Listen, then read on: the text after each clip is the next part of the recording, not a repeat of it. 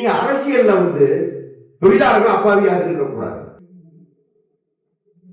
என்ன சொல்றான், வர்த்தக ஒப்பந்தத்துல கையெழுத்து போறா கொண்டு விடுறான் நம்மள.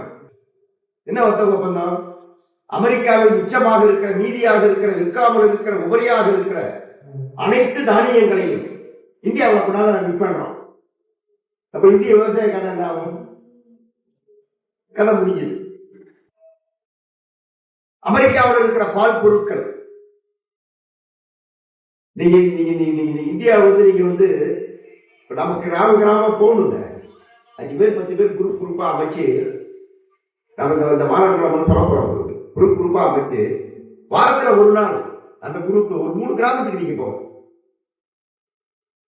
வாரத்துல ஒரு நாள், இன்னொரு வாரத்துக்கு இன்னொரு குரூப் இன்னொரு கிராமத்துக்கு போட்டோம். போய் நீங்க அந்த இருக்கிற தரவுகளை நீங்க சேகரிச்சு பாருங்க. அப்பதான் தெரியும் கிராமம் என்ன. வெண்மணியில 2004 ஒரு நடைப்பயணம் விட்டோம். அந்த நடைப்பயணத்துக்கு வந்தாலும் யாரு இருக்கீங்க? வெண்மணி நடைப்பயணம் 2004 கொஞ்சம் தான் இருக்கீங்க. அந்த நடைப்பயணத்துக்கு வந்ததுனாலதான் இன்னும் நீங்க இங்க இருக்கீங்க. வந்தப்பதான தெரியும் தமிழ்நாடு என்ன, கிராமம் என்னன்னு. வந்த பிறகு அத்தனை பேரும் சொன்னாங்க இப்படி இருக்கும்னே எனக்கு தெரியாது. மெட்ராஸ்காரன் நம்மால் என்ன இப்படி இருக்கு. இந்த மெட்ராஸ் இருக்கிற தொழிலாளிக்கு வேலை செய்யறதை விட அவருக்கு நன்றி கட்டப்படாங்க, கதா கூட கட்டப்படாங்க. இங்க வேலை செய்யலாங்க, இவங்க தரட்டுங்க, அதெல்லாம் பேசினாலும் இருக்கு. நீங்க போகணும், தரவுகள் எடுக்கணும்.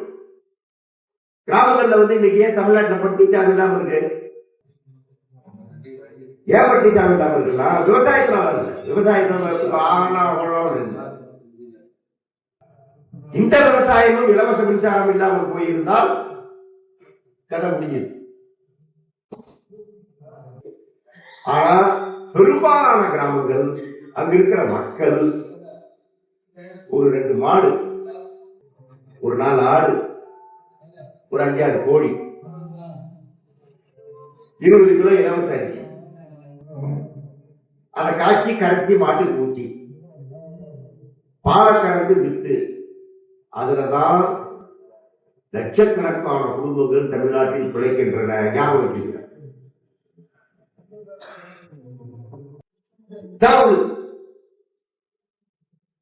ஆனா என்ன நடக்குது? மேய்ச்சல் நிலம் ஒன்று இருக்குது, அது காணாம போய் என்ன மாதிரி மொத்தத்தலைகள் தான் மயங்க நிலமே கிடையாது.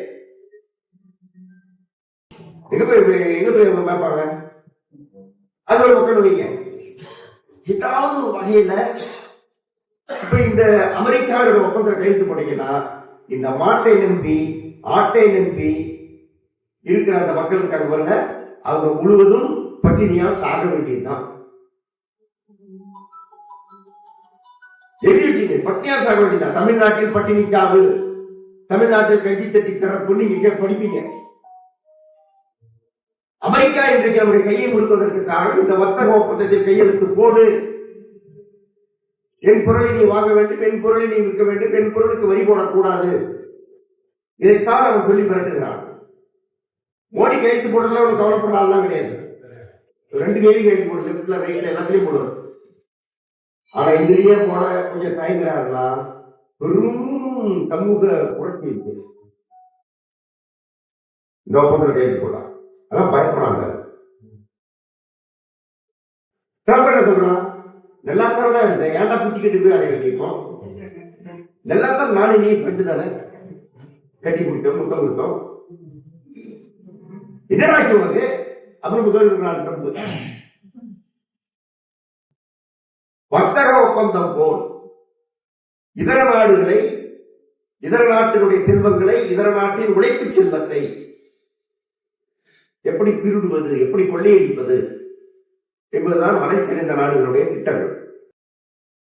இதை எதிர்த்து இன்றைக்கு உலகத்தில் பல நாடுகள் அவன் நாட்டை காப்பாற்றிக்கிட்டு அமெரிக்கா மாதிரி, ஐரோப்பா மாதிரி, லண்டன் மாதிரி இருக்கக்கூடிய நாடுகளுடைய சதிகளையும் எதிர்த்துக்கிட்டு, அதனால உலகம் இன்னைக்கு அப்படியே பழைய மாதிரி சுத்திக்கிட்டு இல்லைன்னா கட்டாயம். நீங்க சீனாக்காரன் அல்லது ரஷ்யாக்காரன் அல்லது பிரேசில் அல்லது தென்னாப்பிரிக்கா பல நாடுகள் இந்தியாவில் வெளியிலும் அது கொண்டு போய் உட்காந்துருக்கு. என்ன சொல்றாங்க, கிசிங்கர் ஒருத்தர் இருந்தாங்க, ஹென்ரி கிசிங்கர் பேரு. யாருன்னா 1968 வாக்குல இந்த வியட்நாம் யுத்தம் நடந்தது பாத்தீங்களா, மிகப்பெரிய மனித படுகொலை நடந்த ஒரு யுத்தம் அது. அமெரிக்கா என்ன யாராலையும் வெல்ல முடியாது என்று கொக்கரித்துக் கொண்டிருந்த காலம்.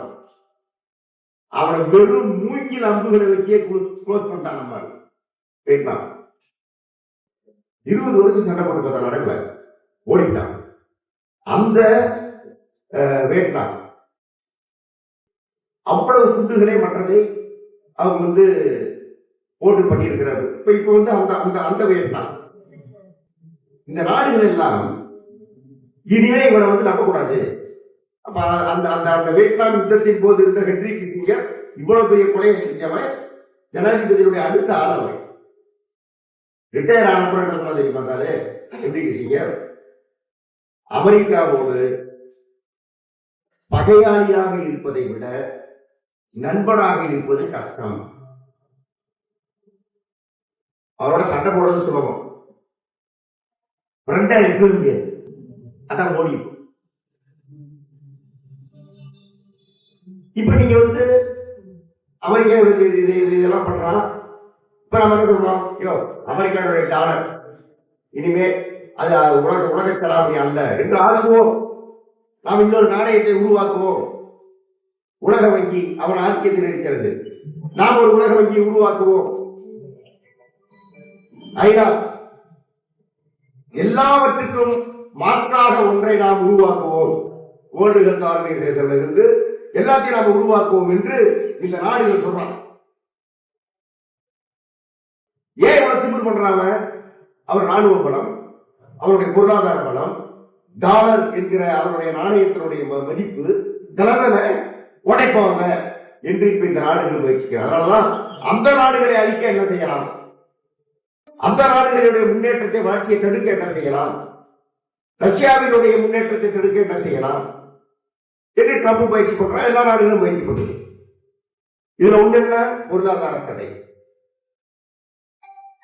எல்லா தொழிலாளிகளுக்கு எதிராகவும் அறிவிக்கப்படாமல் இருப்பது ஒரு பொருளாதார தடை. கொடுக்க வேண்டிய சம்பளம் 40,000 ரூபாங்க, கொடுக்குற சம்பளம் 20,000 ரூபாய் அர்த்தம். பொருளாதார தடை ஒரு 20,000 ரூபாய். பொருளாதார தடை மாதிரி மனித தன்மையற்ற, நீங்க இப்ப இந்த இடத்துல ஒரு குண்டு விழுந்தா கூட நம்ம ஒரு 20-30 பேர் சமம், மீதி பேர் காயத்தோட அமைப்பு தச்சுக்குவோம். ஆனா பொருளாதார தடை அப்படின்னு போட்டு உங்களை பசியில பட்டியல விட்டா இங்க யாருமே தர மாட்டோம். எல்லா நாடுகளிலும் பொருளாதார தடை என்று அமெரிக்கா இன்றைக்கு இளைஞர் நாடு கியூபாவில் இருந்து 50 வருஷமாக எந்த கடவுளான போடுறான் பார்க்கான்று அந்த சோதனை நிற்கிறது நினைக்கும். ஆகவே இந்த தடை என்கிற பெயரில் மக்களை கொன்று குவிக்கிறார். நான் ஈராக்கு போயிருந்தேன். இந்த யுத்தம், ஈராக்கு எதிரான யுத்தம் வெடிக்கிறதுக்கு முன்னாடி ஈராக்ல 5 லட்சம் குழந்தைகள் பொருளாதார தடை காரணமாக பால் இல்லாமல், மருந்து இல்லாமல், மற்றது இல்லாமல் கொல்லப்பட்டு விட்டது. நாங்க போறபோது சொல்றாங்க 5 லட்சம் குழந்தைங்க பொருளாதார தடை. எதுவாக போக முடியாது, எதுவும் உள்ள அனுமதிக்க மாட்டாங்க. மயக்க மருந்து கிடையாது. மயக்க மருந்து ஆஸ்பத்திரி கொடுறாங்க, அது கிடையாது. காலை எடுக்கணும், கையை எடுக்கணும், இல்லைன்னா செத்து போயிடுவாரு. அவருக்கு மயக்க மருந்து இல்லாமல் 4 பேர் 5 பேர் அமுத்தி குடிச்சு அந்த காலம் மாதிரி கதற கால வெற்ற மருத்துவம் தான் நடந்துட்டு இருக்கு. என்ன மனுஷனுக்கு என்ன இதயம் இருக்கு அவங்களுக்கு அமெரிக்காவுக்கு? ஆகவே இந்த பொருளாதார தடை என்கிற இந்த ஆயுதம், பொருளாதார தடை என்கிற இந்த மிக மோசமான, அணுகுண்டை விட மோசமான ஆயுதம், அதை பிரயோகிப்போம் என்கிறார். இன்னொரு மக்களுக்கு எதிராக இப்படி எல்லாம் பண்ணக்கூடாது.